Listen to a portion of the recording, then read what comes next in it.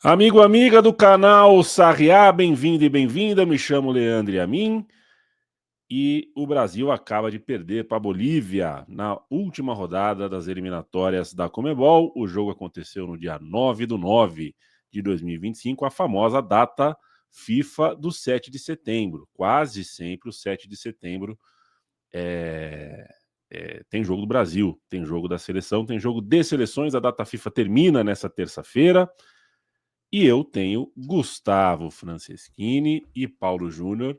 A gente vai conversar sobre Brasil e Bolívia, mas antes agradeço a sua, que você esteja aqui com a gente. Se você ainda não clicou, se chegou organicamente até você o canal Sarriá, peço que tenha a gentileza, se quiser, se achar que a gente merece, de curtir, de seguir a página, por que não?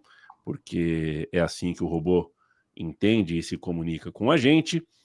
E já te adianto que sem data FIFA a mais, ou pelo menos sem jogo de eliminatória, sem jogo oficial a mais, a gente está pensando em uma programação diferente para o Sarriá. A gente vai falar de história da seleção, história da bola, vai conversar com bastante gente sobre a relação da seleção com os clubes. Temos algumas ideias, a gente vai colocá-las em ação nas próximas semanas e meses, esse fim de ano aí.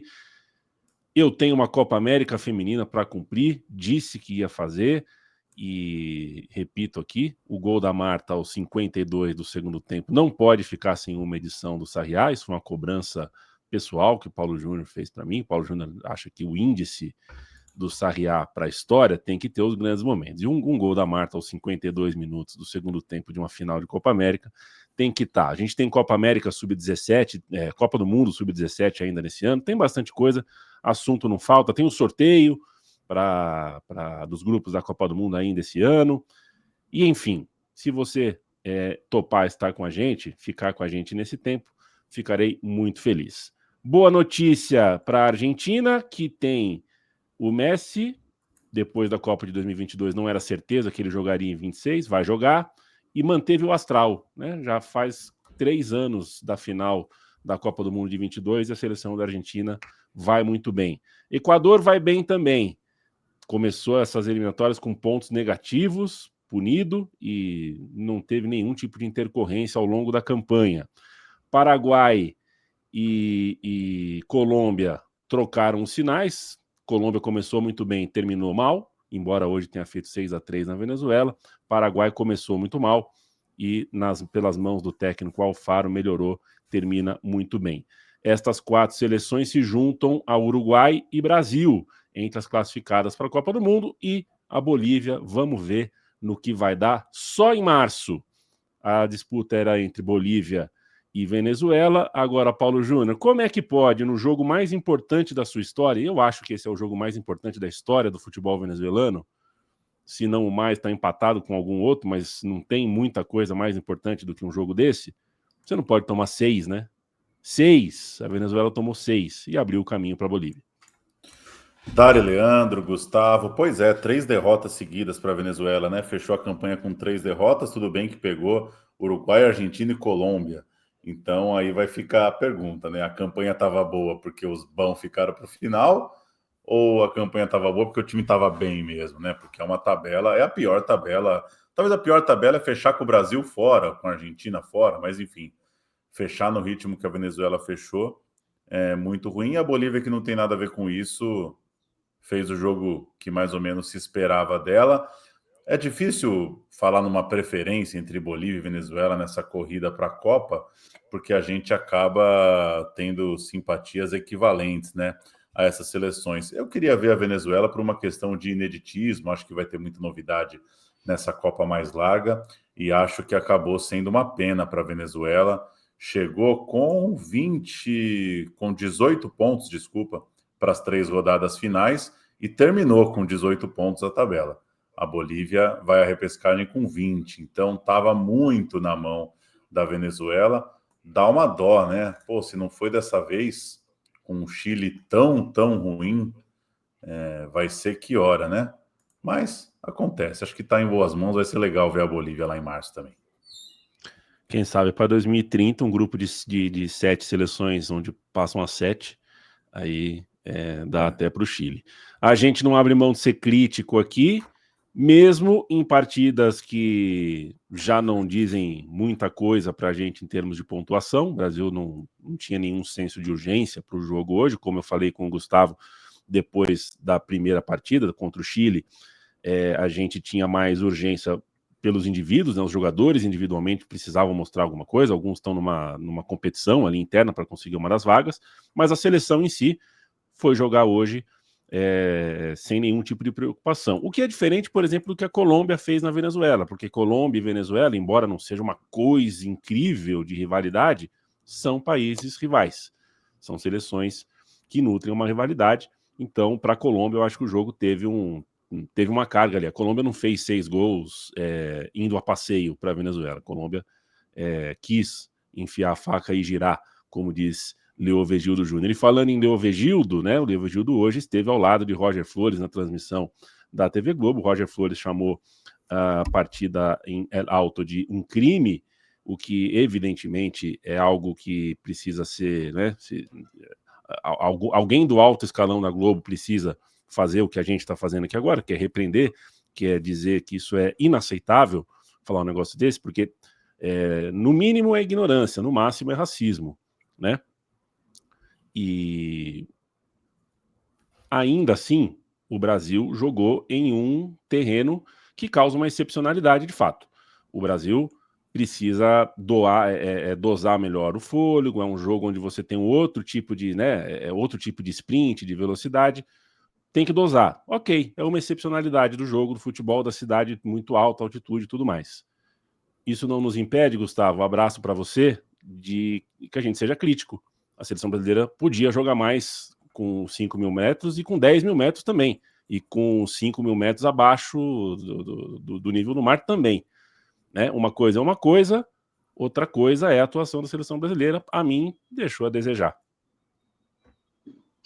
Eu acho que... Bom, boa noite, boa tarde, bom dia, dependendo de que hora vocês estão ouvindo isso. Muito bom estar aqui com vocês de novo.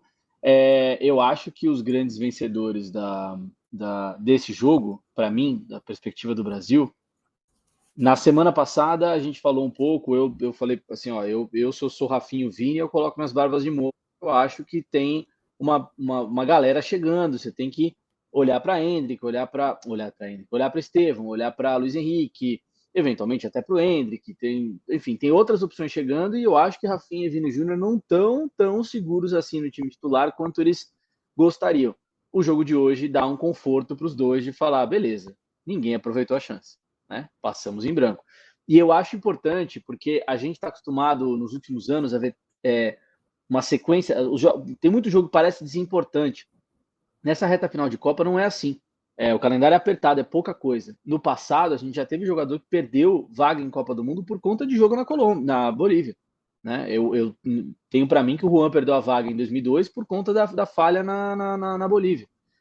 Tem outros jogos, assim, os jogos, esses pequenos detalhes, uma intenção, uma tentativa de drible, uma coisa ou outra que acontece no jogo desse faz a diferença na percepção do treinador. Né? O Carlos Eduardo entrou na seleção do Dunga, naquela lista de quase vai do Dunga de 2010, por conta de 2 dribles que ele deu no jogo contra a Itália, se não me engano, em março daquele ano.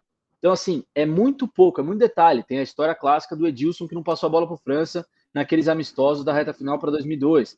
Então, assim, esses detalhes fazem muita diferença. Esse jogo, embora não tenha sido importante para a seleção, como você falou, eles são importantes para o indivíduo. E acho que ninguém aproveitou. Não vi ninguém aproveitar. Né? Se eu fosse colocar num ranking, olhando hoje, assim, tinha várias coisas que eu estava interessado em ver.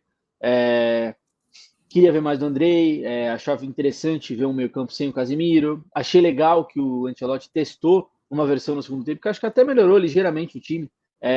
Quando o Andrei saiu, ele não coloca um outro, o Jean Lucas não entra como um número 5. Né? Ele recua um pouco mais o Bruno e o Paquetá, sinalizando uma coisa que tem se comentado, de talvez ele vai querer que o Paquetá seja o Pirlo da seleção, alguma coisa assim.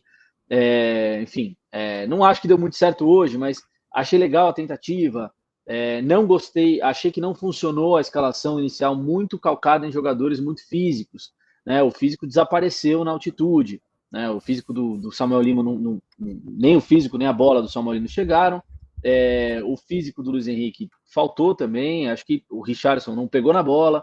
Então, acho que o Brasil sofreu um pouco. Ninguém se destacou individualmente e isso favorece quem já tem a vaga mais ou menos assegurada ali. Acho que Rodrigo não, Vini e Rafinha, especialmente, e o Rodrigo, de alguma forma também, devem ficar mais tranquilos em casa, falar assim, ó, continuo, né? São os caras que eram super titulares até pouco tempo, e acho que não viram ninguém se destacar como o Luiz Henrique se destacou na semana passada, o Estevão chamou atenção também, né? E eu diria um pontinho só, ou dois, vai. Eu gostei do Bruno Guimarães. Tem 2 momentos ruins do jogo, obviamente. O pênalti é dele, e a bola que ele poderia ter sido expulso, talvez no final do jogo. Mas eu gostei do Bruno. Achei que foi o mais lúcido do time. Foi um cara que tentou passo para frente, tentou organizar o time, fez boas tentativas na saída de bola. Nessa coisa do miudinho, da pequenas coisas que podem funcionar, eu gostei do Bruno. Para mim, reforçou o status dele de principal referência do meio-campo nessa era Ancelotti, muito diferente do Bruno Guimarães que se viu nas versões anteriores de Dorival e Diniz. E aí, para completar do jogo, quem não torceu para o Miguelito fazer o gol de pênalti tá errado, né? Tá muito errado. Pô, muito legal a Bolívia ganhar. E acho que tem vários santistas, até brinquei no Twitter, o pessoal que segue o Felipe Noronha, do Eu Vou de Santos, deve estar muito feliz de ver que o Soteldo está eliminado e o Miguelito tão defendido por uma parcela da torcida do Santos, que deveria ter tido mais chance do Santos e tudo mais. Que fumaça no primeiro tempo, amigo, que bagunça que ele fez e foi premiado com gol, enfim, gol de pênalti. Então, o torcedor, os dois ganhadores da noite para mim são Vinícius, Rafinha, talvez o Rodrigo um pouco, e Miguelito e o torcedor do Santos de maneira geral. Só para isso, Paulo Júnior. Do Bruno Guimarães, para pegar carona, apesar do jogo ter essa dificuldade física, porque a gente fica mediando isso, né? O cara precisa se poupar, o cara não dá o pique, o cara não marca em cima, o Brasil se negou a marcar pressão, e me parece que é o que dá para fazer mesmo, mas a gente fica na expectativa, e respeitando os efeitos da altitude, acho que dá para ficar nessa expectativa, de que o cara está segurando, porque quando roubar a bola, ele vai ter um pouco de energia para gastar, né? E, por exemplo, o Richarlison, eu acho que é um cara que se poupou demais no jogo. Ele é óbvio que o Richarlison ia sair do jogo, é óbvio que o centroavante vai sair num jogo na altitude, a não ser que ele fosse o Ronaldo Fenômeno. Então é óbvio que o Richarlison sairia lá pelos 60, pelos 70, pelos 50, a depender do que tivesse acontecendo no jogo. E eu acho que ele se poupou tanto, que eu acho que talvez ele tinha uns 2 piques para dar ali que ele não deu. Então tem essa dificuldade de mediação ali da altitude. Achei o Richarlison, né, muito tranquilo na marcação, porque obviamente a ideia não era marcar pressão, mas achei que ele podia ter tentado participar um pouco mais quando o Brasil pisava na bola, como o João Pedro já tenta participar um pouco mais, é outro tipo de jogador, claro, mas tenta participar. Está incomodado, pelo menos vai lá para o volante, pede a bola, dá uma bundada, abre no lateral, dá uma abraçada na cara de alguém, participa do jogo, né? Então eu de novo, respeitando a dificuldade da altitude, eu me decepcionei com os 3 caras da frente, que eu achei que marcando pouco, eles poderiam pelo menos acertar um cruzamento, acertar um chute de fora da área, tentar um chute de fora da área. A bola parada do Brasil muito ruim também, né? A gente sabe que a bola viaja na altitude, o Rafinha bateu uma falta na barriga do goleiro, o Bruno Guimarães teve uma falta lateral que ele bateu por baixo também, já lá pelos 40, então também a bola parada ruim. De novo, entendendo a situação, acho que dá para ter um jogo técnico um pouquinho melhor quando a bola sai do pé. E aí, para acrescentar, concordo com você que o Bruno tentou ir para o jogo, fiz esse reforço que com o Paquetá, acho que o balanço para ele ajuda, e eu gosto do zagueiro também, do nosso querido Alex Ribeiro, ou Alexandro, ou o que for, tá na hora dele decidir, né? Do mesmo jeito que a mãe do Nauber foi à rede nacional e ensinou como chamava o nome do filho dela, tá na hora dele decidir qual vai ser, com família, de preferência. Tem aquela bola no primeiro tempo que ele vai dando uns tapas na frente, levando todo mundo, que eu acho que é isso, assim. Então, o jogo tá tão parado, que hora que você vai gastar teu pique, sabe? Acho que ele me pareceu interessado também em tentar jogar um pouquinho, assim. Eu gosto dele. Ele tem uma pisada na bola que propõe um pouco mais o jogo, assim. E eu acho que ele, ainda nesse jogo mais ou menos, ele sai com uma boa impressão, assim, para mim. O gol da Bolívia foi marcado de pênalti e eu acho legítimo que alguém com a cabeça quente na Venezuela, abrindo o canal Sarriá venezuelano, Vinotinto, reclame da marcação do pênalti, ache que a Venezuela foi prejudicada e sai da Copa do Mundo por causa de um pênalti inexistente. Eu acho que é um lance polêmico, eu possivelmente não marcaria o pênalti, mas a gente sabe que depois que o VAR entrou no futebol, esse tipo de lance tem dentro de campo você vê uma coisa, mas no replay dá para argumentar, dá para marcar, acho que é um lance difícil, mas foi 1-0, gol de pênalti, tem isso também, né? O Paulo citou os zagueiros aí, e o Brasil não sofreu também demais. A Bolívia entrou pouco na área brasileira, o Brasil assistiu a Bolívia chutar muito de longa distância, principalmente nos primeiros 20, 30 minutos, e acho que isso sinaliza bom posicionamento por parte da seleção brasileira. O Brasil fica em quinto nas eliminatórias. É óbvio que se a gente estivesse falando da Copa de 22 ou da Copa de 18, com 32 seleções classificadas, o Brasil hoje, por exemplo, estaria com outro time e em alguns momentos das eliminatórias estaria buscando provavelmente faria 2, 3, 4 ou 5 pontos a mais, possivelmente. O fato é que se a gente estivesse falando de uma Copa com 32 seleções, o Brasil estaria nesse momento indo para a repescagem, né? Tudo bem, empate quádruplo também, né? Equador fez 29, perdeu 3 pontos, na verdade fez 32. Colômbia, Uruguai, Brasil e Paraguai, todos com 28 pontos pelos critérios de desempate. O Brasil fica em quinto, pode não contar muito, mas não é legal, não é um resultado bom, isso tem que constar. A gente aqui no Sarriá tem que falar que, cara, quinto lugar para a seleção brasileira não é legal. O Gustavo, a transmissão da Globo falou, e o Paulo acabou de lembrar do Alexandro, né, que causa uma boa impressão, o brasileiro mal tinha visto jogar. Citaram 4 zagueiros, né, os 2 que jogaram hoje, que provavelmente é a dupla titular, os 2 que não jogaram hoje, né, Marquinhos e Gabriel, que é provavelmente a dupla titular, Fabrício Bruno, que jogou hoje ao lado do Alexandro, 4 zagueiros. Seria essa a corrida? Eles não citaram, por exemplo, o Beraldo, que estava na convocação passada, e o Murilo, que é um jogador que está sempre correndo por fora, já teve a sua chance, talvez tenha outra, entre outros nomes até, como o do Militão, mais cotado pela experiência que tem. Mas eu queria te ouvir sobre o ataque. A gente falava hoje, mais ou menos, definindo uma reunião de pauta, assim, né? E é uma corrida onde a gente presume 8 ou 9 vagas, possivelmente 9, mas vamos contar aí com 8 vagas, e certamente mais do que uma dúzia de candidatos. Como é que você vê essa briga? Como é que você vê essa corrida? Eu acho que a questão reside em Vinícius e Rafinha, e Neymar, talvez, né? Eu acho que entender o que vai acontecer com esses caras na temporada, nesse ano, menos de ano que tem até a Copa, vai ser fundamental, porque se você pensar em Copa América do ano passado, a gente estava muito claramente com Rodrigo, Rafinha, Vini circulando ali no time titular. Agora você tem a ascensão do Estevão, agora você tem o João Pedro, agora você tem o Luiz Henrique com alguma força, você tem outros nomes que estão pipocando, você tem o Ancelotti claramente indicando que ele quer fazer testes, né? É a seleção que mais vai testar antes de Copa desde, sei lá, 2002, provavelmente, né? Os trabalhos pós 2002 foram muito mais organizados, foi um Brasil muito mais certinho, assim, e não por isso mais efetivo, né? Vamos ser sinceros. O Brasil foi muito mais coerente consigo mesmo nos anos posteriores a 2002, mas 2002 foi o que conquistou, no final das contas, a Copa do Mundo. Então, ele indica que ele está querendo testar, ele indica que ele quer fazer, quer alternativas. Eu confesso que eu não tenho muitas respostas, assim, me chamam a atenção algumas coisas. Eu acho que tem uma discussão do Neymar muito importante e fora de campo também. Eu vejo muitos elementos aí que me chamam a atenção. Ninguém me tira da cabeça que tem uma disputa interna de elenco, de hierarquia ali mesmo, assim, de primazia dentro do elenco.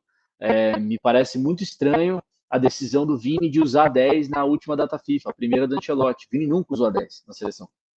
Nunca foi a dele. E ele, na primeira chamada do Ancelotti, ele vai lá e pega 10. E aí agora ele não é chamado, o Ancelotti tira Vini dessa conversa, tira Rodrigo da conversa, e você começa a ver uma galera da comunicação que é muito próxima ao Neymar, né, que normalmente fala muito o que se fala no entorno do Neymar, desenhar a seleção sem o Vini, que para mim é um absurdo. Mas começa a falar, não, a seleção tem que ser, vou citar nomes aqui porque não me parece o caso para dar visibilidade, mas Rafinha, Gabriel Jesus no ataque e não sei quem na esquerda. Não era o Neymar, não lembro quem que era. Acho que o Neymar estava de 10. Qual que é, sabe? Então eu acho que tem coisas acontecendo no entorno da seleção e que a temporada que a gente vai ter daqui até lá, tanto dos caras que estão na Europa, quanto do próprio Neymar, quanto do Estevão, o que vai acontecer com o Endrick, o que vai acontecer com o Vitor Roque, eu acho que está muito aberto. Assim, eu não conseguiria cravar se são 6 vagas de ataque, talvez sejam mais do que isso, porque são 26 e ainda dá para você roubar uma vaguinha ali do meio. Vamos pensar que são 8 caras de ataque. Eu não cravaria muita coisa, assim. Tanto na disputa de time titular, quanto na disputa por estar no elenco, eu acho tudo muito aberto. Não sei, é uma resposta talvez vaga demais, mas é que eu acho que essa é uma questão muito interessante. É interessante ver como o Ancelotti vai convocar nas próximas 2 datas FIFA, que são muito importantes, muito relevantes. Interessante entender como é que esses caras vão funcionar na temporada de clube. E aí, só um ponto, tentar fazer muito rápido, acho interessante o Luiz Henrique ter sucesso. Claro que hoje não foi bem, mas tinha sido bem contra o Chile, sai, acho que com alguma moral da data FIFA no balanço. Acho muito legal que um cara que está fora da elite europeia, que ainda representa o futebol brasileiro jogado no Brasil, esteja bem nessa briga e chame atenção nessa disputa. É muito importante para o futebol brasileiro muito importante para o Brasil, para a seleção, para a gente, de maneira geral, que o futebol que se pratica no Brasil seja visto de uma outra forma. Que a gente revisite o balanço, e acho que essa é uma das grandes questões da era Ancelotti, qual que é a real distância do Brasil para a elite do futebol. Né? Eu queria que ele falasse mais profundamente sobre isso, como ele enxerga isso, e nesse contexto eu acho muito legal que um cara venha da Rússia, é um cara que outro dia estava decidindo Libertadores e Campeonato Brasileiro, que ele pegue a bola numa eliminatória, quando em tese muita gente diz que, né, o jogador joga aqui não tem condição de jogar pela seleção brasileira, ele vai lá e decide um jogo. É o Chile, é ruim, é jovem, o time não está bem, mas ele fez a diferença quando outros caras da elite que estavam lá em campo não fizeram. Então, pontuaria isso, que para mim é importante. Acho muito relevante. Gostaria de ver mais jogadores se colocando nessa disputa.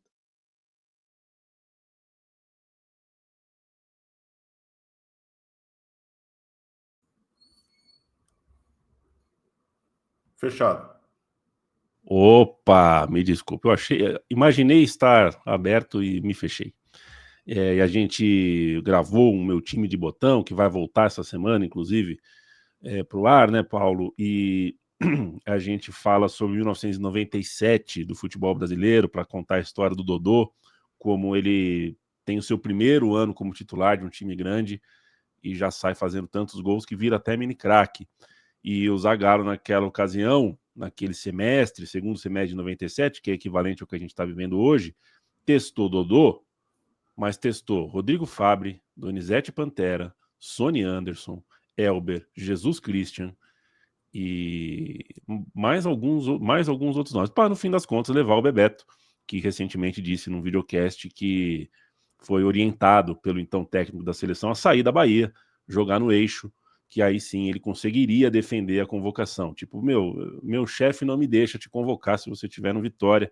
A gente sabe que não deve acreditar em 100% do que os jogadores contam, 10%. mas é um número conservador da sua parte, mas é isso, né?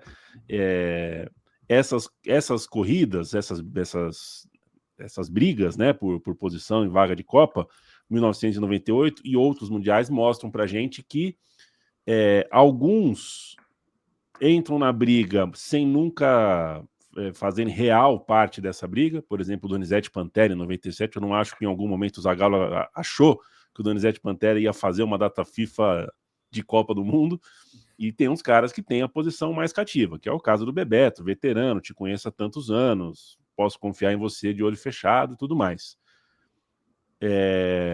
Neymar à parte, essa seleção não me parece passar por isso, né? E aí eu te pergunto mais sobre como você vê a coerência, as ideias do Ancelotti com um acréscimo. Um amigo, um colega de profissão, que está sempre perto da seleção brasileira, que eu espero trazer em breve aqui para o Sarriá, disse o seguinte, eu diria um canário, me passou e me contou. Ele falou, não posso falar nada ainda, mas eu vou dizer, Ancelotti vai dar certo. Ele está perto ali, está apurando as coisas, a informação que ele tem é que as pessoas estão gostando muito do Ancelotti e que a fagulha ali, a fagulha do convívio, funcionou. Que tal para você? Ele ficou a uma vitóriazinha hoje para terminar essa etapa num conto de fadas completo, assim, né? O resultado não pesa grandes coisas, mas ganhar teria sido bom, do mesmo jeito que o Gustavo falou, que não é que alguém perde a vaga por hoje, mas talvez deixa de ganhar, né? Acertar um petardo no meio da rua e meter uma gaveta num jogo desse, talvez levaria alguém para a Copa. Eu ainda tenho uma curiosidade sobre alguns jogadores, né? Por exemplo, o Martinelli, eu não sei o nível da estima por ele. Martinelli na outra Copa entrou meio ali na rabeta, ele não era, obviamente, nem o Vini, nem o Rodrigo, ele não era o Rafinha, ele não era muito menos o Neymar, ele não era o Richarlison, mas ele estava ali, o sétimo homem, o oitavo, talvez na frente do Pedro, o sétimo. Fico curioso para saber o tamanho que ele tem nessa briga. Ou se... Me permita uma parte lá, meu time de botão regular. Eu gosto dele, mas assim, a fila tá curta. O grande problema dessa discussão é porque na última Copa eu também tinha gostado das novidades.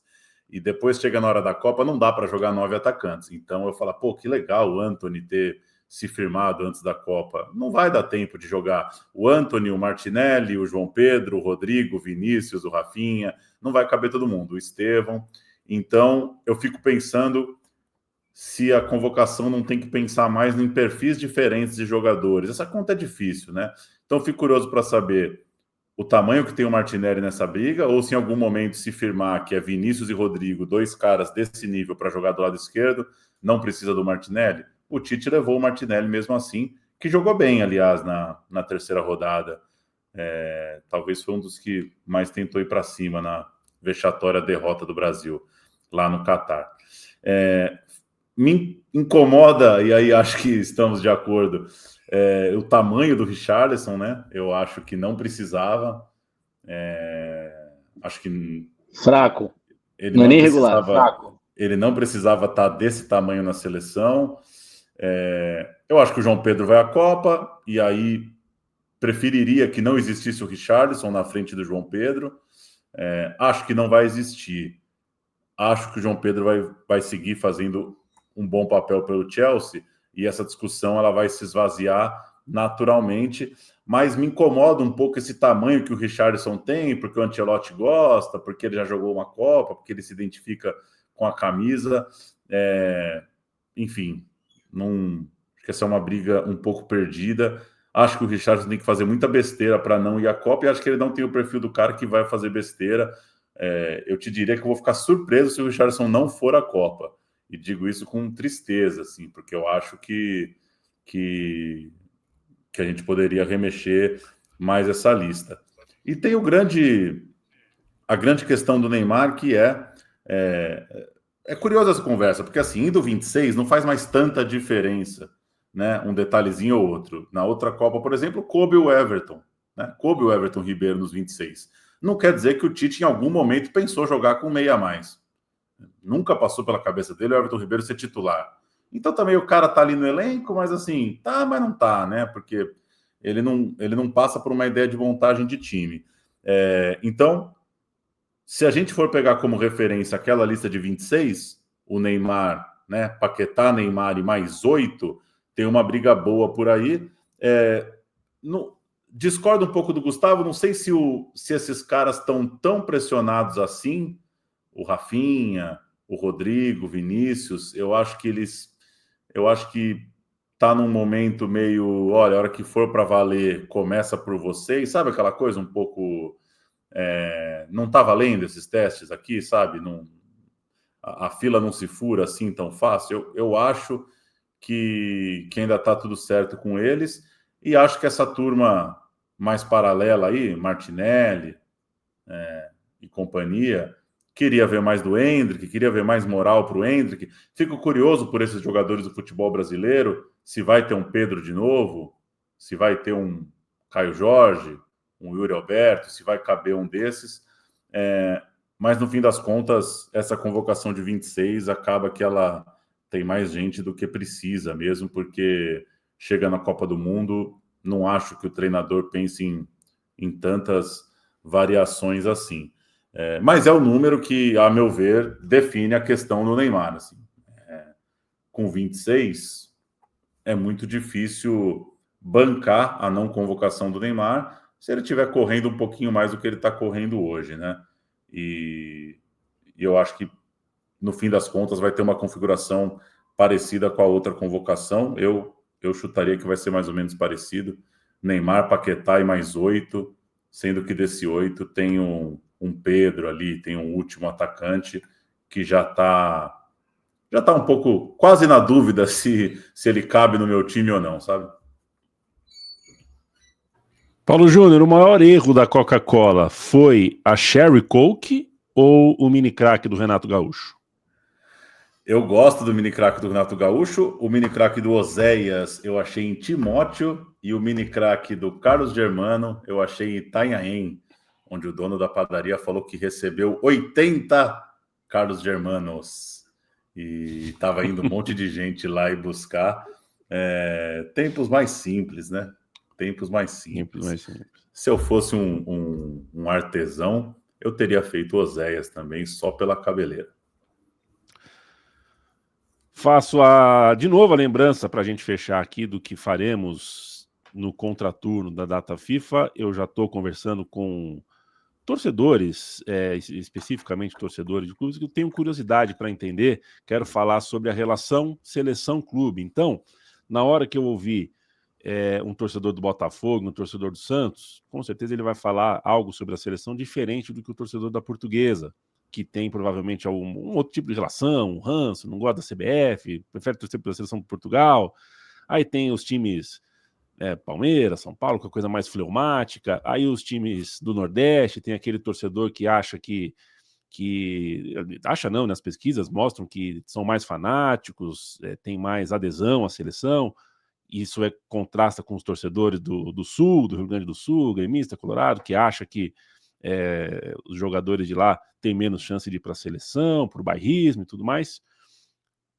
E eu digo tudo isso, Gustavo, para te mandar um abraço, um tchau e as minhas condolências, você como um torcedor do Grêmio, pela contratação de William Foguetinho, que a gente, nas primeiras edições do Sarriá aqui, a gente deve ter dito, tomara que ele nunca jogue no meu clube, vai jogar no seu.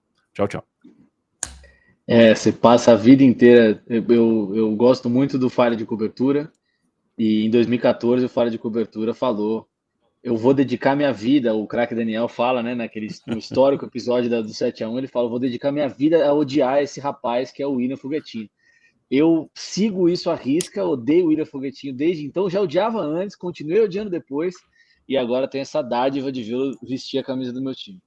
Enfim, eu recebi várias mensagens essa semana. E aí, como é que você tá? Eu não fui na resenha do futebol da semana passada, cara, o Grêmio contratou o William, cara, como é que você tá? Enfim, eu tô feliz porque o Grêmio contratou o Arthur e vamos ver o que o William consegue contribuir, mas certamente não vai ser muito. Só arrematar do que a gente falou, e a mim você falou esse seu amigo, essa sua pessoa próxima falando que bateu o Santos do Ancelotti. Acho interessante essa informação, porque o Ancelotti, e insisto na questão do entorno da seleção, Neymar, esse rolê todo, que eu acho importante para entender, assim, os bastidores são muito importantes. A gente vem de sequências de Copa do Mundo em que o Neymar é a figura central e a figura que dita como a seleção se comporta. Em 2018, com a coisa do hotel, o acesso livre, em 2022 é tudo em volta dele, aí ele tem a lesão, e as lesões estão sempre pautando, porque ele tem lesão em 2014, ele tem lesão em 2018, ele tem lesão em 2022. É muito em torno do Neymar, a geração é em torno do Neymar, os jogadores são muito fiéis ao Neymar, ensaiou-se em algum momento um papo de fazer do Neymar de 2026 o que foi o Messi de 2022, o que para mim não tem muito cabimento. E aí você tem um técnico que entra e sinaliza, se não uma ruptura com o Neymar, mas ele coloca o Neymar no lugar dele, fala, olha, se quiser saber por que não foi convocado, me manda uma mensagem. Não dou satisfação. Né? É um outro trato com o suposto, o suposto não, claro que é um craque, é uma referência tal, mas é um outro tratamento que ele dá. Ele não coloca o Neymar nesse lugar. E o status de presidente da resenha do Neymar ali, essa é a seleção menos neymarística que a gente tem desde 2010. Menos afetada pelo Neymar, menos influenciada pelo Neymar, com menos jogadores ligados à figura do Neymar. Né? Os remanescentes da era Neymar são, sei lá, Alisson, Marquinhos, Casimiro e Richarlison. O Richarlison é um cara que tem uma tatuagem do Neymar. Mas os outros, o Casimiro tem lá sua proximidade e tal, Não dá, mas não vejo. Não dá. Não dá para ir na Copa com a tatuagem do amigo. É isso, não, e é isso, ele é o camisa 9 da última Copa. Mas, enfim, eu acho que é a seleção menos dependente. É uma seleção que tem uma disputa de bastidores. E se a seleção comprou o barulho do Ancelotti, que está claramente sinalizando para o Neymar, fica aí, ó, segura aí. Eu vou fazer a coisa aqui do meu jeito. Se der, eu te dou um toque, te dou uma ligada. Tem o seu número. Eu acho interessante isso, acho que isso contribui para esse contexto que a gente está falando. Enfim, é isso. Curioso para ver o desdobramento das coisas, curioso para ver, muito curioso com algumas coisas que o Ancelotti colocou em prática hoje, que, de novo, são detalhes, mas são detalhes interessantes que dizem sobre o trabalho dele. Colocar o Marquinhos na direita e não o Militão. Colocar um zagueiro na direita era algo esperado, mas ele não coloca o Militão, ele coloca o Marquinhos. E a gente está vivendo um mundo em que o Alex Ribeiro, sei lá eu do que, está jogando bem, e ao mesmo tempo a gente teve uma boa atuação do Gabriel Magalhães, e é um cara que talvez seja o principal zagueiro brasileiro, referência na elite hoje em dia.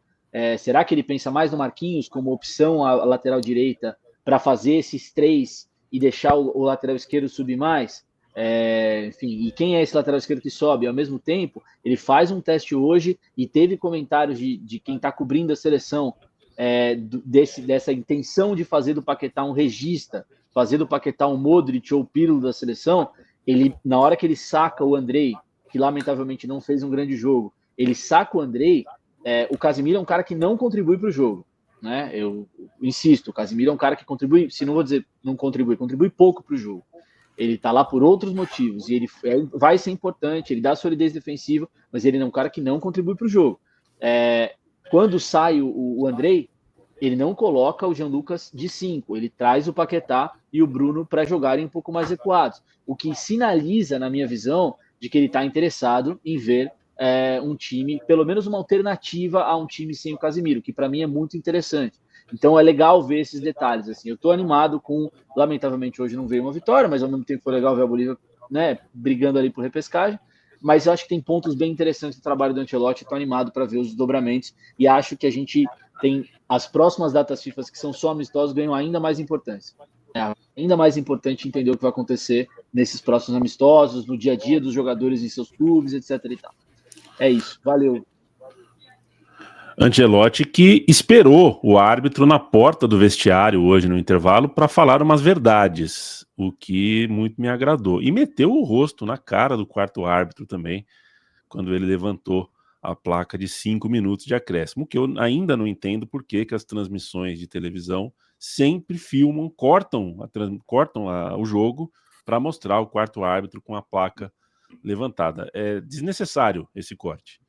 O repórter de campo fala, o placar em cima da tela mostra, é um corte de câmera que eu fico indignado. Paulo Júnior, meu abraço para você, a gente se encontra numa próxima, o Brasil na próxima data FIFA joga contra a Coreia do Sul e Japão, o problema já não é do Jornal Nacional e sim do Bom Dia Brasil, porque os jogos serão de manhã, horário de Brasília. Tchau, tchau. Valeu. Lembrar que o Brasil empatou em La Paz, né, no time do Parreira, perdeu no time do Dunga, empatou no Tite 1, com o time completinho, aliás, foi um 0-0, se não me engano, com todo mundo, Neymar, Coutinho, Paulinho, Gabriel, numa fase boa do time em 2017. e depois deu um pau em 2022, né? Tem um 4-0. 4-0. Grande jogo de Bruno Guimarães. Grande jogo de Bruno Guimarães, o que tira qualquer dúvida de que ele está, né, entre os principais jogadores do técnico. Mas é sempre um jogo difícil, só eu não acho que a classificação, no fim das contas, pese tanto no humor da seleção. É uma pena para a gente que gosta de assistir, que foram poucos jogos bons nesses 4 anos, né? A verdade é essa, foram datas sofríveis. É difícil ter um par de jogos aí, quinta e terça, que a coisa foi boa mesmo. Mas, no fim das contas, não muda lá grandes coisas. Vou me despedir com 2 ressalvas. Alisson fez uma defesaça hoje, quando não serve, para não ser lembrado mesmo. O rapaz é azarado. Se é 0-0, 1-0 com essa defesa, ela abre o boteco do Escobar. Gastou a vitória na loteria no dia errado, né? Exatamente, mas acho que fez bons. Teve uma boa sequência, uma postura boa hoje lá na altitude. E lembrar, né? Você falou os jogos contra os times da Ásia, em novembro contra times da África, né? Provavelmente, ainda não divulgado oficialmente. Em março, aí sim a gente espera um jogo do nível um pouquinho maior. Faz muita falta, né? Um jogo um pouquinho mais pegado para sacar uma galera em campo aí também. Vai ficar para março. Valeu. E esperar a cascata de março, depois do sorteio dos grupos, né? Quando você pega um africano, aí você faz um amistoso em março contra outro africano, que é para treinar o estilo. Isso sempre faz parte da conversa. Cascata. Valeu, gente. Obrigado por topar ficar com a gente, dar o play e passar esses 40 minutos na nossa companhia. A gente se vê em breve. Tchau, tchau.